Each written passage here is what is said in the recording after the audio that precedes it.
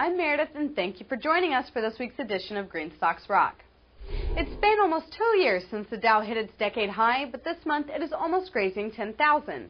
Consumer stocks such as Procter and Gamble, Sara Lee, and Home Depot pushed the Dow up almost 214 points, with NASDAQ gaining nearly 52 points. The most impressive gains were not found in the Dow's or NASDAQ's rise, but in the 20 solar stocks index. The 20 SSI gained 8% compared to the Dow's 2.2 and NASDAQ's 2.5. Companies First Solar, JA Solar, and SunPower started off the week with a 33-point rise for a market gain. Only 4 solar stocks did not rise for the week. Could this be an indication that solar installations are going to be on a consistent rise? As gas and electric rates increase, there has been a higher demand for cheap, renewable energy. The price of solar panels has dropped, and with the addition of solar trackers, the amount of energy trapped by the sun is increased. These factors make it profitable for companies to seek alternative sources for power, such as solar or wind. Solar power is in demand worldwide, as China's government has made a commitment to convert 20% of its energy demands to wind and solar power. Since China is run by an authoritarian government, the project is likely to be completed by a set date of 2020. This project could create a rise in solar panel prices as the Chinese buy out all of the existing panel supplies. It wouldn't be the first instance of a national project creating jumps in material supplies. The Beijing Olympics were suspect in the increase in concrete, steel, and copper prices. San Francisco has launched another unprecedented green program in the city called the Climate Passport. In an effort to cut down on carbon emissions, San Francisco International Airport installed 3 kiosks in the airport where passengers can voluntarily purchase their climate passport. The kiosks calculate the amount of carbon emissions produced based on the passenger's flight's origin and destination and whether it's round trip. The passenger will see how many pounds of carbon dioxide he or she is responsible for and is charged $16.50 per ton of emissions.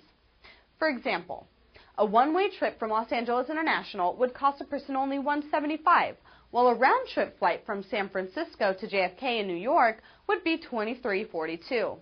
For every $16.50 made, $15 will go towards reforestation efforts in the Garcia River Forest, which has been marked as a high priority for protection, and the rest will go towards other green initiatives in San Francisco.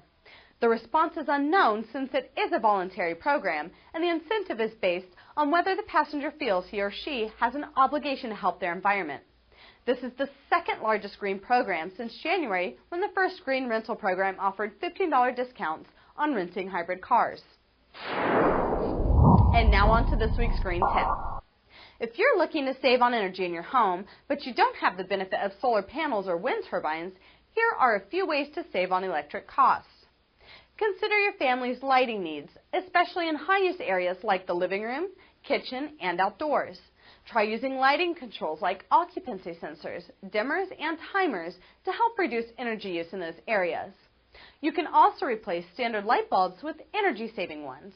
Unplug all of those energy vampire electronics like computers, and your parents always reminded you as a child, turn off your lights when you leave a room or the house. Now let's take it over to Fong with more green news. Thanks, Meredith. Demand Response Supporters, a coalition of companies serving the electric industry, filed a protest with the FERC asking to establish market rules that would level the value of demand response with compensation for generation.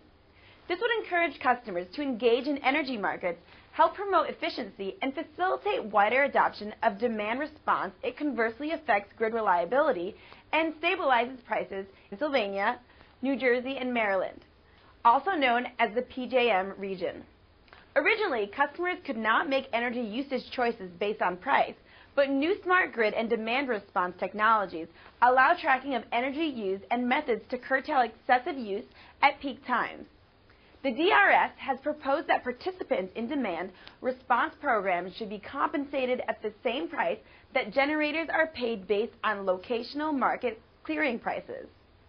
This would allow the FERC to place rules that help promote demand responsiveness in the wholesale market, lowering prices to all consumers. With gas prices rising, it isn't a shock that hybrid cars are gaining popularity. Southern California has another green option for their eco-conscious travelers. Simply Hybrid is a rental car service offering a wide selection of hybrid-only vehicles. Their mission is to help fight climate change by reducing their clients' carbon footprints. This Los Angeles-based company's goal is to offer an alternative to traditional car rental by offering green transportation and the highest quality of customer service. Hybrid doesn't have to mean stock or base models. These rentals offer luxury options and all the benefits of a hybrid vehicle: a quieter ride, better gas mileage, and fewer emissions. Simply Hybrid's focus is to reduce the strain on the environment while providing their customers with the highest quality of service. For more information about Simply Hybrid, go to www.simplyhybrid.com and go green. I'm Fong, and thanks for joining us.